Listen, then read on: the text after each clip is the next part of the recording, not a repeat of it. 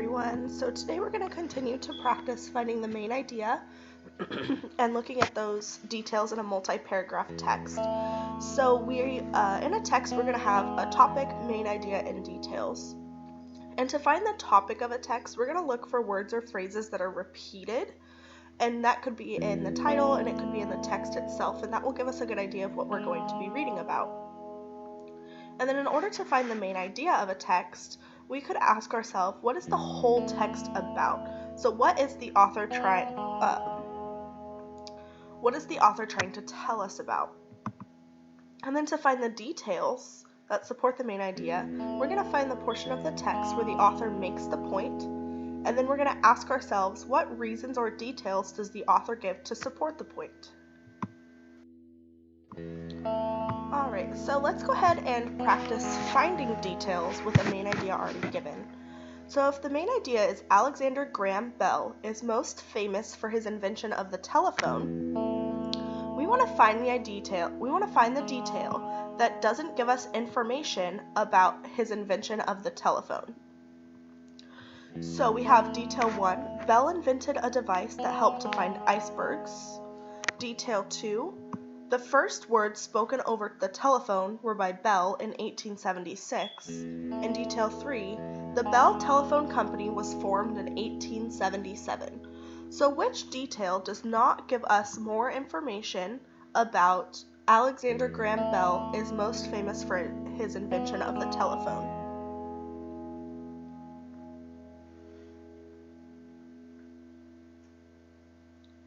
Alright, if your answer was detail 1, you are correct, because the detail does not support the main idea of him inventing the telephone. So detail 1 would be the detail that does not belong. Now we're going to go ahead and look at a close reading passage about giraffes, and we're going to think about what could be a detail and what would be the main idea. Alright, giraffes.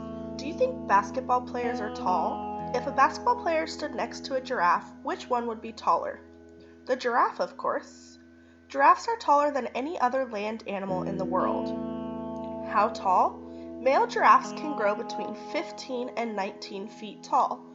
Females can grow between 13 and 16 feet tall. What about their offspring? You might think they are short. If you think 6 feet tall is short, a baby giraffe is called a calf. It lives inside its mother for 13 to 15 months. The mother goes to a special place when she is ready to have her calf. The special place is full of other mothers. A newborn calf can get up on its feet within 20 minutes. When it does, it starts to nurse. That means it gets its milk from its mother. The milk has all the nutrients the calf needs. The calf can walk after about an hour. It can run within 24 hours. A calf can grow a little over an inch in its first week. It will double its height before its first birthday. A calf can measure up to 10 feet tall in just 1 year. Calves nurse for about a year and then stop, but they nibble on grass and other plants within a few weeks after birth. They are independent by 15 months. They are not fully grown, though. Female calves are fully grown by age 5. It takes a little longer for male calves. They are fully grown by age 7. Lions and hyenas are a giraffe's predators. So calves are never left on their own. Newly born and very young calves are at the greatest risk. All the mother giraffes watch over their calves. The mothers protect them and keep them safe. Grown giraffes have large hooves. They use their hooves to protect themselves, and they do their best to protect their babies. After all, that's what mothers do. Alright, so right here I have 3 statements, and they came from the giraffes passage. And we're going to decide if the statement is a main idea or a detail. Now remember, the main idea is going to be not as specific as what a detail would be.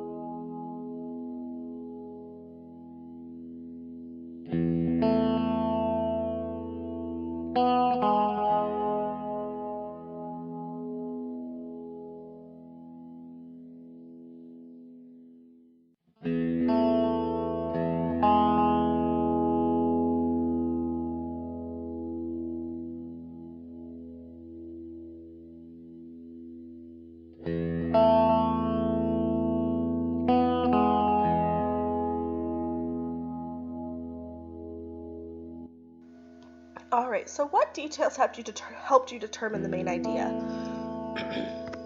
Well, we know that we still have a lot to learn about Mercury.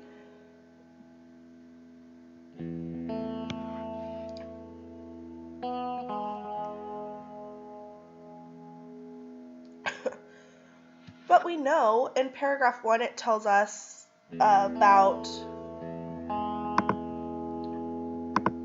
We're just going to go ahead and type this in. Alright.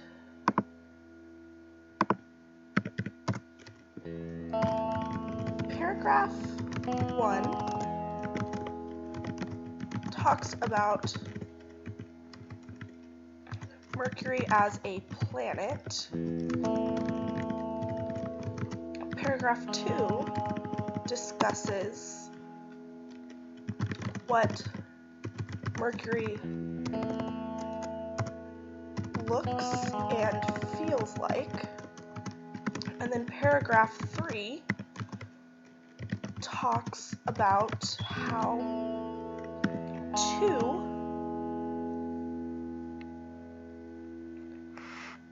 spacecrafts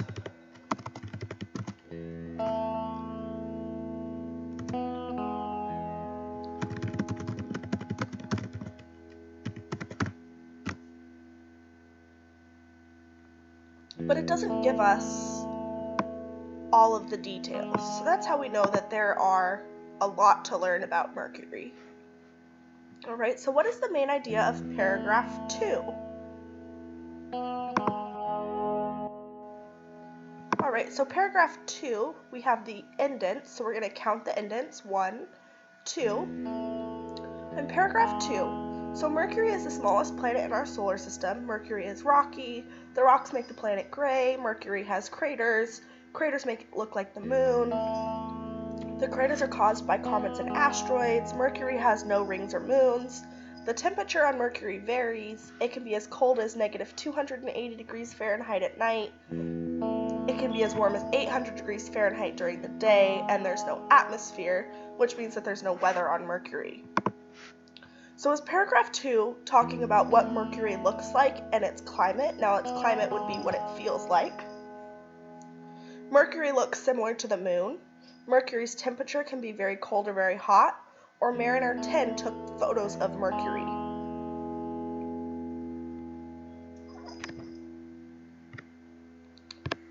Alright, well, we know it can't be D because it doesn't talk about taking photos of Mercury. C, Mercury's temperature can be very hot or very cold. Now, does that paragraph only talk about its temperature? It doesn't, so it can't be C. What about B? Mercury looks similar to the moon. Now, does this only talk about what Mercury looks like and how it looks similar to the moon?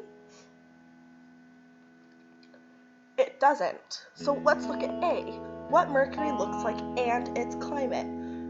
Does paragraph 2 talk about what Mercury looks like and how it looks similar to the moon, and its climate about how it's 800 degrees Fahrenheit during the day and negative 280 degrees Fahrenheit at night? It does, so the answer is going to be A. And we know it's A because it talks about Mercury is rocky, the rocks make this planet look gray, it has craters, and its temperature. So those were the details that we found to figure out the main idea of paragraph 2.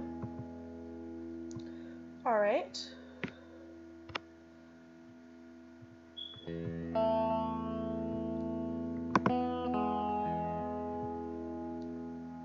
What is the main idea of paragraph 3? So if we come back here and go to paragraph 3, what is the main idea? 2 spacecraft have visited Mercury. In 1970, Mariner 10 flew by Mercury. Mariner 10 took pictures. These pictures helped us understand Mercury's surface, atmosphere, and temperature. In 2004, Messenger flew around Mercury more than 4,000 times. It mapped this planet. This spacecraft also discovered ice on Mercury. Messenger ran out of fuel and it crashed into the planet. So what is the main idea of this paragraph? What is this whole paragraph talking about?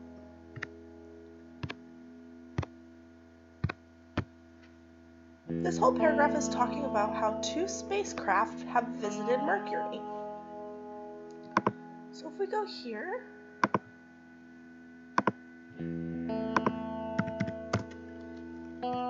the main idea of paragraph 3 is how 2 spacecrafts have visited Mercury. Alright, last question. How did Messenger help us learn about Mercury? Choose all that apply. So how did Messenger help us learn about Mercury?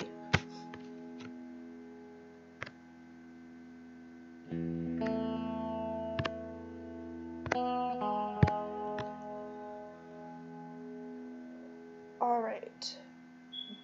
In 2004, Messenger flew around Mercury more than 4,000 times. It mapped the planet. It also discovered ice on Mercury. And we know that it ran out of fuel and crashed into the planet.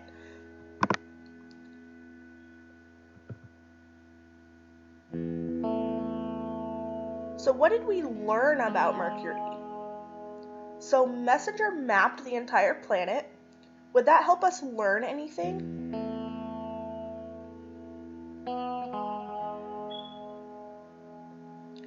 It would. It would help us learn what it looks like.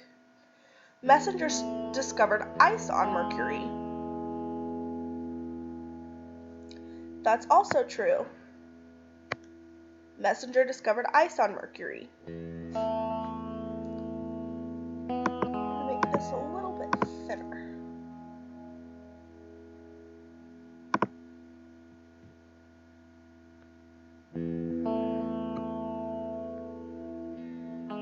There we go. Did it help us learn about Mercury's temperature? Well, it doesn't tell us that in the text. And did Messenger orbit around Mercury more than 4,000 times? It did orbit around Mercury more than 4,000 times, but that didn't help us learn anything. Because although it orbited around Mercury more than 4,000 times, we know that helped us learn and map the entire planet out. Alright, so now that we've had some more practice with discovering main idea and finding those details, I would like you to comment, how does identifying the central or main idea help readers better understand the text? Why do we need to know the main idea in order to help us better understand the text and what we just read? Alright, I can't wait to hear your guys' answers.